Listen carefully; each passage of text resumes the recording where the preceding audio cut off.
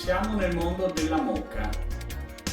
Abbiamo con noi Lucio Del Piccolo, che ringraziamo, a spiegarci tanti piccoli segreti. Bere il caffè in moka non significa solamente avere una buona miscela o una buona attrezzatura, significa anche manutenzione. Ecco quindi che Lucio, non solo collezionista molto noto di caffettiere, ma anche divulgatore, ci spiegherà cosa è necessario per fare una buona manutenzione e quindi avere una perfetta tazzina di caffè. Certo. Sfatiamo subito una leggenda. La moka non va tenuta sporca, perché è come in qualsiasi altro utensile della cucina, come laviamo le padelle, così dobbiamo lavare le moka.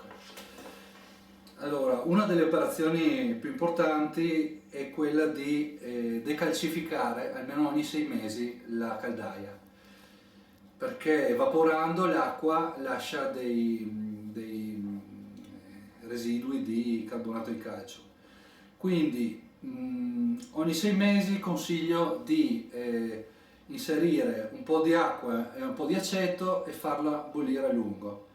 Oppure possiamo usare del succo di limone. Attenzione a non, oltre al succo, a non mettere anche i semi, perché i semi sono molto amari.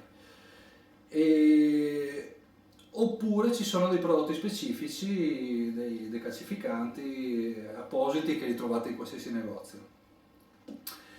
La parte superiore va lavata sì con acqua dopo ogni uso, e anche questa almeno ogni 6 mesi con una paglietta e sapone liquido per piatti. La lavate bene in ogni suo punto, anche all'interno del camino. E le persone spesso si abituano negli anni a bere un pessimo caffè. Questo è un problema, perché l'abitudine poi ci fa credere che quello è il gusto del caffè, e quindi tenendo la moka sporca e continuando a fare un pessimo caffè, il palato si abitua a quel gusto. A riguardo dell'importanza di avere una moka ben pulita, direi gestita, hai qualche esempio da farci vedere sul rischio che corriamo nel non fare la minima ma dovuta manutenzione? Certo. Qui abbiamo un esempio di una moka maltrattata per anni. La parte inferiore non era dipinta in nero, è semplicemente caffè fuoriuscito. Per esempio, quando vi raccontavo che va pulita, va lavata, e questo è l'esempio. Il filtro o doccetta superiore deve essere pulito, perché se lo tenete in queste condizioni il gusto del caffè sarà pessimo. La guarnizione anche deve essere sempre ben pulita. Se poi vediamo all'interno, il filtro deve essere sempre ben pulito, la caldaia decalcificata, non come in questo caso.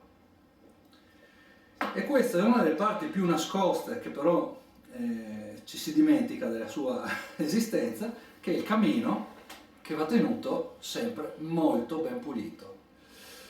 Vorrei raccontarti un simpatico aneddoto. Per esempio, con le macchine in inox il camino è fatto e conformato in maniera diversa. Vedi che in pratica è molto sottile, molto diritto.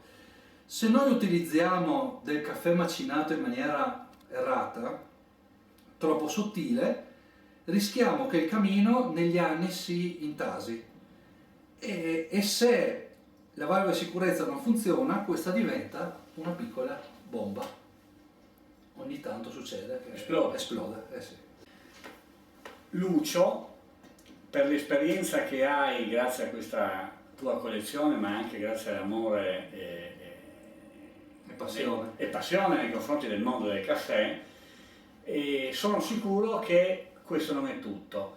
Ci sono altri accorgimenti, altre note. Ricordiamoci che il caffè passa attraverso questa apparecchiatura, ma il caffè è un alimento, quindi ogni fase deve essere assolutamente verificata e preparata, pur nella sua semplicità, per ottenere non solo un caffè perfetto, ma anche una corretta e diciamo degustazione per noi.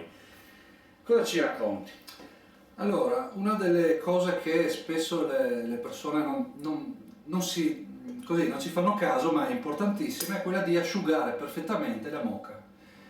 La moka va riposta perfettamente asciutta. Perché?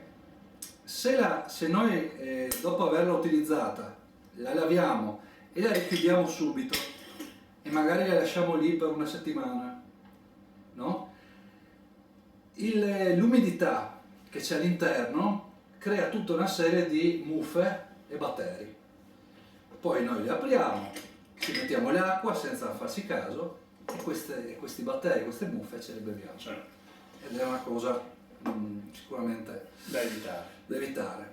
La guarnizione è anche una delle cose che spesso così viene dimenticata, ma la guarnizione deve essere sempre morbida ed elastica, deve far tenuta. Se la guarnizione non fa tenuta, il vapore fuoriesce attraverso la filettatura e quindi non ha la forza di spingere verso l'alto l'acqua. Spesso